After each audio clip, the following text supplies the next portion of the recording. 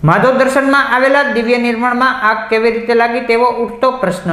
શહેરના માધવ દર્શન કોમ્પ્લેક્સમાં આવેલા દિવ્ય નિર્માણ જ્વેલર્સમાં આગ લાગવાનો બનાવ બન્યો હતો, જેની જાણ ફાયર બ્રિગેડને કરવામાં આવતા ફાયર કર્મીઓ ઘટના સ્થળે પહોંચ્યા હતા। જ્યારે આ આગ જ્વેલર્સમાં લાગી હોય ત્યારે અનેક પ્રકારના પ્રશ્નો ઉઠવા પામતા હોય આ સમગ્ર આગના બનાવને લઈ પ્રથમ તો ફાયર બ્રિગેડ દ્વારા આગને બુઝાવવામાં આવી હતી, ત્યારે આ આગમાં ઘરેણા બળ્યા છે કે કેમ તેવો પ્રશ્ન ઉઠવા પામ્યો છે। જો મોટું નુકસાન થયું હોય તો જ્વેલર્સ પાસે વીમો છે કે કેમ તેવી લોકોમાં ચર્ચા સાંભળવા મળી હતી।